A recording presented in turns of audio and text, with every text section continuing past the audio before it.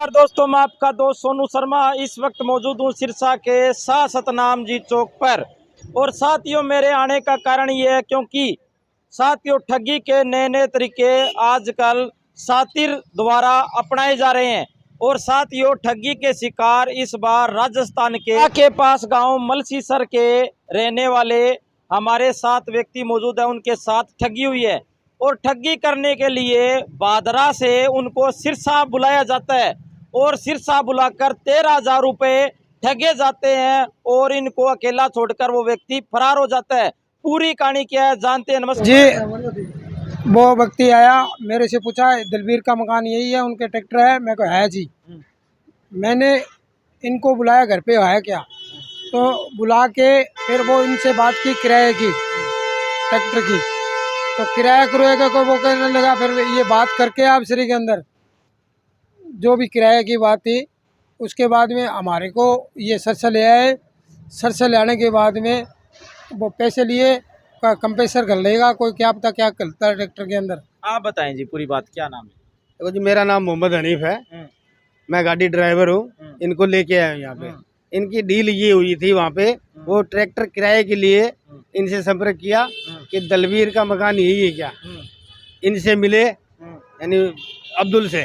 अब्दुल ने कहा कि ठीक है घर पे है, मैं बात करवा देता हूँ। इनसे क्या डील हुई, 2,500 रुपये पर डे के हिसाब से इनसे ट्रैक्टर की किराए की बात हुई। और ट्रैक्टर के अंदर कोई प्रोजेक्ट लगेगा तो वो प्रोजेक्ट लेने के लिए सरसा जाना पड़ेगा। तो आपको कम से कम 10-12 हज़ार रुपये तो साथ लेके चलने पड़ेंगे, बाकी पैसे तो मैं दे दूंगा। वो कम से कम लाख रुपए का प्रोजेक्ट बताया उसने। तो वो प्रोजेक्ट के लिए ये सरसा मुझे फ़ोन किया कि सरसा चलना है। मैं गाड़ी लेके तुरंत आया, इन तीनों को बिठाया मैंने, मैं सरसा आ गया।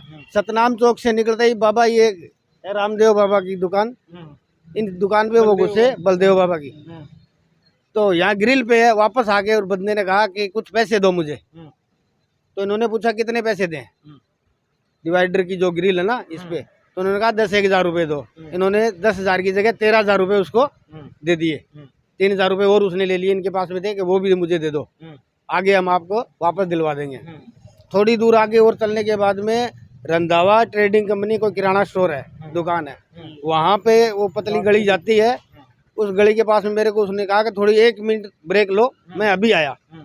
वहाँ से वो बंदा उतरा और उतरते ही वो फरार हो गया। ये जब पीछे उतरे तो वो बंदा दिखाई नहीं दिया। कम से कम 2-2.5 घंटे हमने 6:20 पे मैंने उसको वहाँ पे उतारा था। उसके बाद में अभी तक तो वो बंदा नजर आया नहीं, ना ही उसका कोई फोन बंद है, कोई बातचीत, कोई लेना देना कुछ है नहीं। तो ये फ्रॉड हुआ, इनसे 13,000 रुपये लेके वो फरार हो चुका है। ट्रैक्टर आपका था जी? हाँ जी। फोन नंबर आज दिया, बिल्कुल लिया फोन नंबर में। मैं भी बाद में बंद कर लिया। एक बार तो बोलिया कि मैं आ रहा हूँ पीछा लेके, बढ़ई भी गली में जी डाक गली है नहीं, बींगा में गयो बोले अठ बढ़ई है भी 80-90 लाख रुपया ले गया हूँ मैं।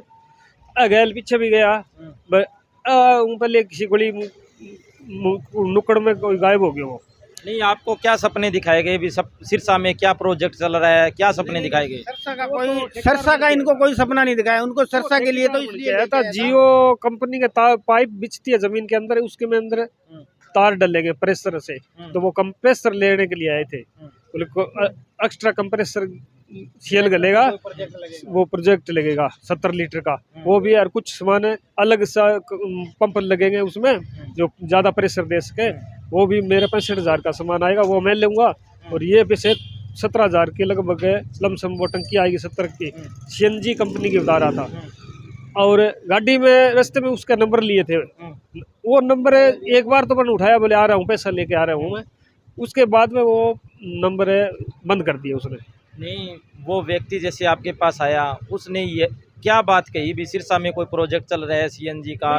वो तो बोला तो ई कंपनी को सामान बढ़िया कंपनी को बढ़ा मिल लगो, जहाँ इम अलग है। एक तो सीएल गालने की टंकी अलग और चाहिए, जब ज्यादा प्रेशर चाहिए। काम कटे चालू करने की बात। काम कहाँ? वहाँ कुछ बोजला मलसीसर है, मेलिया कुंजी घोटड़ा है, 4-5 गाँव में काम चाला हो गया। गाँव में भोगराना बता रहा था, और 4 किलोमीटर पास में गांव बोझला है, वहाँ कोई नाइया रिश्तेदारी बता रहा था। और भोगराना में दादे का नाम है कश्यराम बता रहा था। और आपसे 13,000 रुपए लेकर फरार हो गया। फोन के नंबर दिए वो, और बाकायदा फोन उसने उठाया भी है। और वो उस बढ़ई का नाम लेके डाक वाली पटेल नगर वाली गली में, डाक वाली गली में गए हो, उसके बाद वो वहाँ गायब हो गया।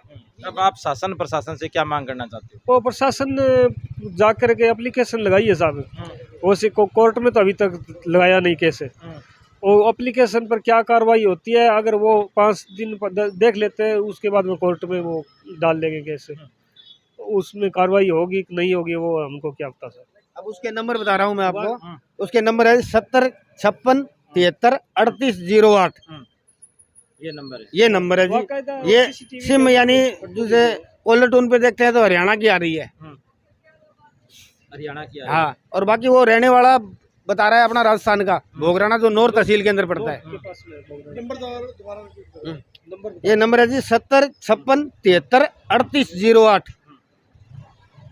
तो आपके साथ इतना फ्रॉड हुआ, आप बादरा के पास गांव से चलकर सिरसा आ गए, आपको बिल्कुल भी भनक नहीं लगी? नहीं जी, वो बात ऐसे कर रहा था, जो बहरे नहीं पड़ रहा, वो उस्मान की बात है। ये विश्वास में ले लिया आपको? हमारे को इतना मालूम नहीं था ना, हम जैसे साहब है जैसे अगले होगा, भाई इतना बड़ा धोखा हो सकता है? इतना बड़ा धोखा हो सकता है। तो इनको कोई बिल्कुल भी भनक नहीं लगनी दी? बिल्कुल, मुझे थोड़ा डाउट जरूर हुआ था। इन्होंने अपना ससुराल बताया कि मेरा ससुराल हरियाणा में बगड़ा है, तो उसने बीच में काट के बाद क्या कोई बात नहीं, तुम मेरे मासा जी हो गए। तो मैंने पूछ लिया कि मासा कैसे हुए, कि मेरा भी ननियाल वहाँ नजदीक में काबरेल है। फिर गिग्गोरानी गाँव आया ना, तो इन्होंने बताया दलबीर सिंह ने कि मेरा ननियाल ये है। तो उसने कहा कोई बात नहीं, मेरी मम्मी का ननियाल ही है। उसके बाद में मुझे थोड़ा सा डाउट हुआ कि ये बंदा कुछ फ्रॉड तो नहीं है। तो आप देख सकते हैं किस तरीके से बादरा के पास गांव से यहाँ पर व्यक्तियों को बुलाया जाता है और साथ लेकर वो व्यक्ति आता है और 13,000 रुपये लेकर वहाँ यहाँ से सिरसा से फरार हो जाता है। और साथ ही मैं आपको बता दूँ, इनको लालच दिया जाता है कि आपका ट्रैक्टर और ट्राली हम यूज़ करेंगे और ठेके के काम में लगाएंगे और रोज़ की 2500 रुपये आपको दिहाड़ी भी देंगे। और इसके बाद में वो 13,000 रुपये लेकर फरार हो जाता है। ये 3 घंटे से लगातार दर की ठोकरें खा रहे हैं सिरसा में और उस व्यक्ति को तलाश करने की कोशिश कर रहे हैं। अब पुलिस को शिकायत दी है, अब देखते हैं कि आगे क्या कार्रवाई होती है। तो सभी साथियों से गुजारिश है इस वीडियो को ज़्यादा से ज़्यादा शेयर करें और इस वीडियो के बारे में आपकी क्या राय है कमेंट करके हमें ज़रूर बताएं। धन्यवाद, शुक्रिया।